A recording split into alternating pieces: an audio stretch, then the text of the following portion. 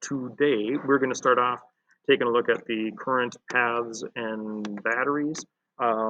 As a side note, a couple of people have emailed me about different individual issues. I tried to get back to both of you before class. I got back to one of you before class, but just like barely before class. As soon as we're done here, I should be able to either reply to your emails, or if you want to hang on after we're done with the video, we can talk then. If you don't have time to do that, well, then that's perfectly fine. I will just send you an email. All right. So this current paths and batteries is going through to try to get a feeling for some stuff for how things work. And to do this Google form, we're going to end up also using this. Let's see. I don't know. It's often helpful for me in these situations to make these like two screens on the same page, you know, so you can kind of go like, make that one side, make that the other side. But I don't know if that will still be recording everything. It's showing me the thing here, but I don't, you know, this stuff is, I haven't tested it out, so I don't know. And I don't know if you can see both. But for me, what ends up really being helpful is to make two different windows kind of side by side. We're going to use this circuit construction kit and the form to try to put some things together. So if you want to open the form up, we can kind of work on these together and make sure everything's good. That's my plan for the day. Usually with these live sessions, if you haven't noticed yet, we will either have some slides or some demonstration stuff, or if we're working on an assignment, we'll just kind of go through the assignment and make sure things make sense. And that's today what we're doing. Go through the assignment and make sure things make sense. So you could open this thing up and we can work through it together. Okay. So we need to be careful about our use of terms. So this is one of the biggest issues when we talk about when people are learning things about circuits and electricity. They'll use a bunch of phrases just to talk about, hey, there's electricity stuff going on, and we'll use a bunch of phrases or terms just to mean electricity, or to mean something that they don't necessarily mean. I mean, they all have actual definitions, so we need to make sure that we're using the appropriate terms. So different words mean different things. We're studying circuits, and for today, we're looking at current. We're only looking at current. Current is what we call moving charges. So we're not going to be using, talking about voltage. We're not talking about energy. We're not talking about power. And we're actually going to avoid the word electricity because that's like a category of things. So right now, today, when we're talking about circuits, we're talking about current or moving charges. That's it. That's all. So terms, check all that's correct. Which words, which of the following terms, so down here is the actual question. Which of the following terms should we use right now? We're not going to use power. We're not going to use energy. We will use current. We will not use voltage, period. This is just there to emphasize we're only talking current. We're only talking about the movement of charges. Which word below represents moving charges? Current. Not energy, not power, not voltage. None of those represent moving charges. And then terms, measured in amps. Now this was in a definition thing that we did quite some time ago, and we did a little bit again yesterday, but measured in amps, well, that's current, not power. Power is not amps, voltage not amps, energy. Current, moving charges, are measured in, we could say coulombs per second or charges per second, but coulombs per second is the same thing as an amp or an ampere. So current is measured in amps. And then from the lab that we did, or from the activity that we did on Tuesday, I think it must have been, If a circuit has only one path, which the following is the same everywhere on that path, current. And measured by an ammeter. And again, I think that was in the activity from Tuesday, current. So all of these things that we're talking about here, current, current, current, current. There we go.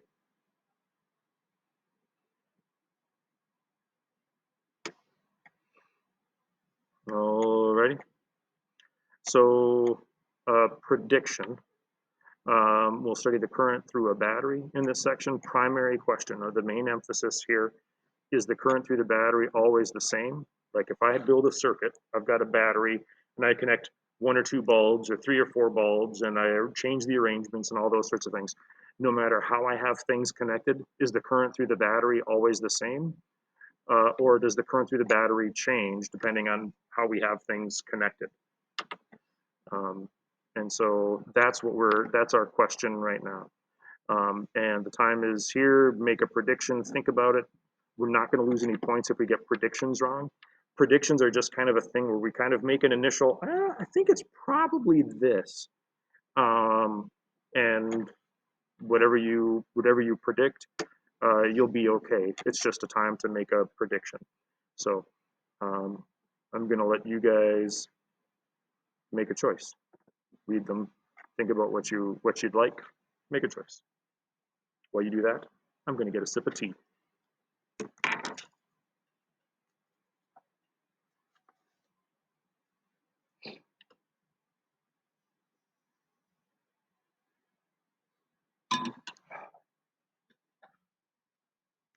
Okay, you've made a choice. I don't have my glasses on, so I can't read anything. I know that the first word is I predict. I'm just going to click one. I'm going to click on the bottom one. I almost clicked on the top, but I'm going to go for the bottom just because you hopefully read them and made a choice based on how you think things work. Right or wrong, that's okay. Next. And now I will put my glasses back on. There we go. Okay, so the purpose for this section, the purpose is to test and see if the current through the battery is constant or changes. Like we said, that was kind of the emphasis for the last one, is kind of make that prediction. This section is to actually test this. So is the current through the battery always the same, or does it depend on what we've got? So this is the link to the simulation, this simulation. And we can make a circuit that has 1 bulb and a circuit that has 2 bulbs. And then this says we can check to see what these ammeters show for this connection. And I'm going to build something like this. I'm also going to add maybe a couple of other ammeters because we didn't really discuss or have a chance to review Tuesday's thing. And this can kind of be a little bit of a twofer deal for us. So I'm going to build circuits like that here. So if I go, they might not be exactly identical, but we'll get them so they are at the very least pretty darn similar. I think I have my screen shared. I guess I don't have my chat open. Oopsies. Okay, I've got my chat open now. So I'm making, like I said, I'm going to make this a little bit different, but still pretty darn close to the same. I got a switch here and an ammeter. Come on. We'll go like that. I think this is pretty darn close, isn't it? So this one, pretty darn close.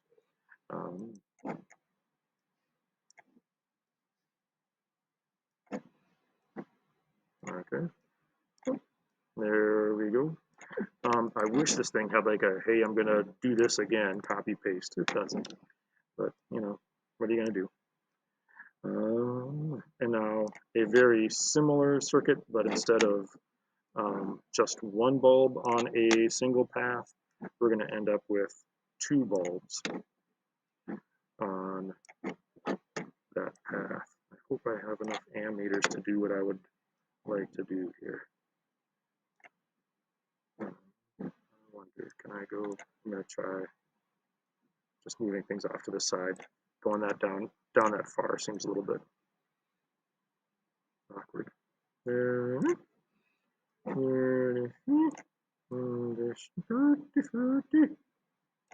we'll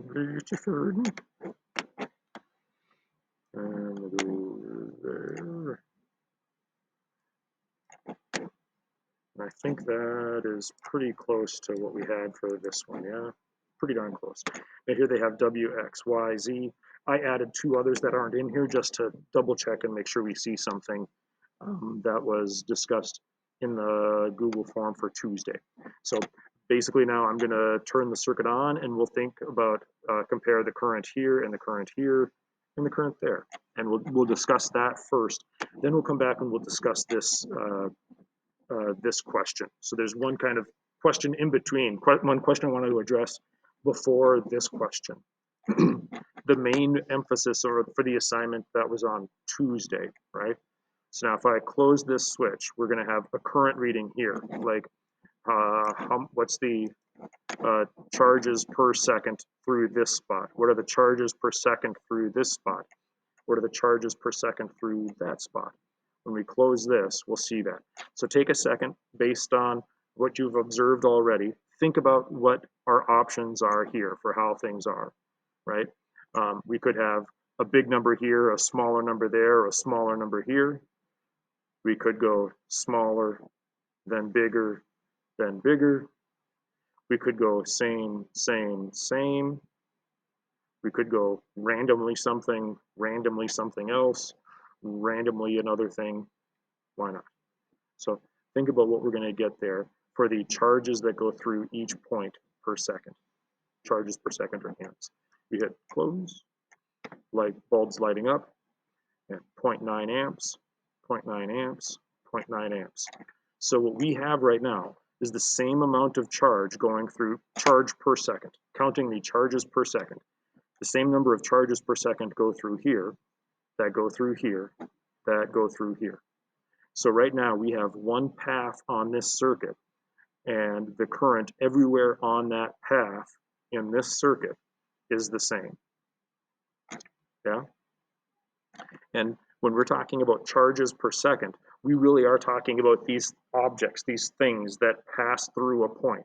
So if we made it like people going down a hallway, if a person goes by this door, if it's like stacked person to person, boom, boom, boom, trying to get into a concert or something in the before days, if we've got people stacked, bang, bang, bang, bang, bang, if one person goes by here, well, there's going to be one person per second here, one person per second here, as they walk down the hall to get into the concert. If we have a flow rate where people are just jammed front to back, whatever the flow rate is here, the flow rate here is going to be the same because they're just packed to the gills, right? We have 1 electron per second here, 1 electron per second here, 1 electron per second here. That's a really important principle or observation for circuits. If you only have one path along a single path that doesn't have any splits or branches, the current everywhere on that path is the same. And so that means that every electron or positive charge that goes into the bulb also goes out of the bulb. That means this bulb does not eat up any charges. Every charge that enters this bulb also leaves that bulb. And the current everywhere in this path is the same. That's important. That was one of the primary goals of the activity on Tuesday. So today, Thursday, we're now looking at, hey, is the current through the battery always going to be the same, or can the current through the battery change? Well, in this circuit, if the current anywhere on this path is 0.9, there are no splits. There's no like little branches where something can come off. And by that, I mean like we don't have a spot where we have a branch like this and there's a bulb that can go here, right? With this point here is like a little split. Some current can go this way, some current can go this way, some current can go that way. There's multiple paths here because of this. Get rid of that. Hey, now everywhere here, there's only one path. Every charge that goes in must come out. The current everywhere on this path is the same. If the current here is 0.9 amps, then the current through the battery must be 0.9 amps. So now the question is that going to be true for this other circuit. For our second circuit, for this circuit, is the current through the battery going to still be 0.9 like it is here? Does this battery always have the same amount of current going through it, or does it change? Right? And now we see 0.45 amps. 0.45 amps everywhere on this path. And that means the current through the battery is also 0.45 amps. There are no splits everywhere on this one path circuit. The current is the same. Here's 0.45, over here it's 0.9. So a battery does not always have the same amount of current going through it. The amount of current can change. So you go back here. Ammeter W and X are on the same path. Ammeter W is after, has more current. Ammeter X is before, has less current. Ammeter W and X are on the same path, have the same current. Well, we just checked that out. These were both 0.9, so that works there. And now we go, see ya. And now we go here. Ammeter W and X are on the same path in the top.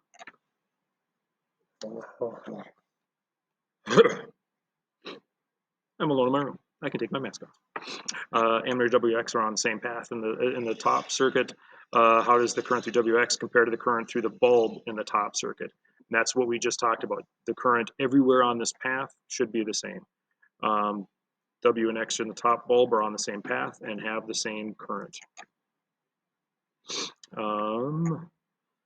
Now here, W and X on the same path. How does the current through ammeter WX compare to the current through battery 1? They're all on the same path. They all have the same current. W and X top bulb, battery 1, all on the same path. They all have the same current. Now here we're looking at the bottom one. Ammeter Y and Z are on the same path as the bulbs in the bottom circuit. How does the current through Y and Z compare to the current through the bulbs?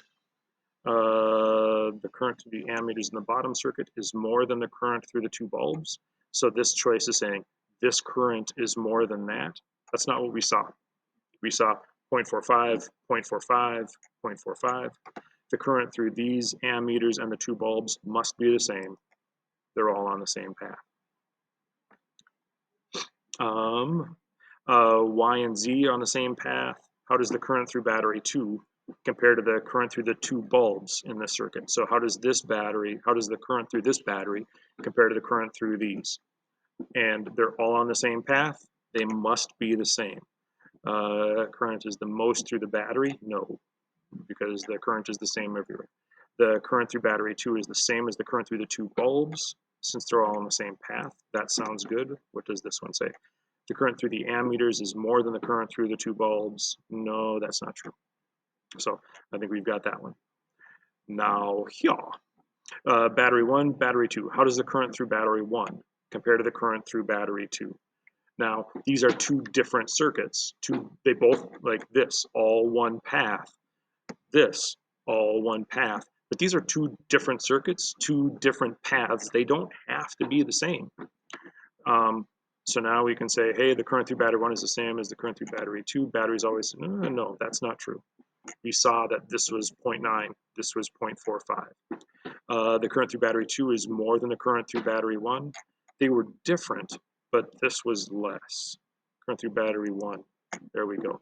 I hope this is making sense. I don't see any comments in the chat, and as I check my email, I don't see any new emails popping up to make sure that I'm missing anything from questions or comments. So just making sure. Focus. All right. All right. Do batteries always have the same amount of current through them? We've just done this a bajillion times now, right? We've had this conversation. Identical batteries can have different amounts of current through them. It depends on what's connected. One bulb, 0.9 amps. Two bulbs, 0.45 amps. We can connect different bulbs or motors or sensors or whatever. The amount of current through that circuit depends on what's connected to it. And the battery can have varying amounts of current flowing through it. Next.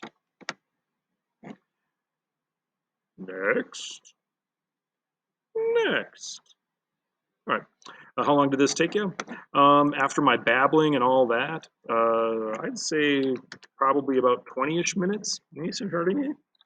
Um, and then when we're done, we can hit submit, check our scores, and make changes. If I hit submit, then it says I've already done it, and it won't let me go through and check it again. So I'm not going to submit mine. Just, you know what? I think I can. Yeah, we'll do it. Click it. So now at this point, I can view score and I can edit response. I suggest to you all that you maybe right click and view score in a new tab, because if you want to edit your response, then you still have this here. So I can go to this tab to view my score, and then if I want to change answers, I can come back here to edit my response. Let's see, how'd we do?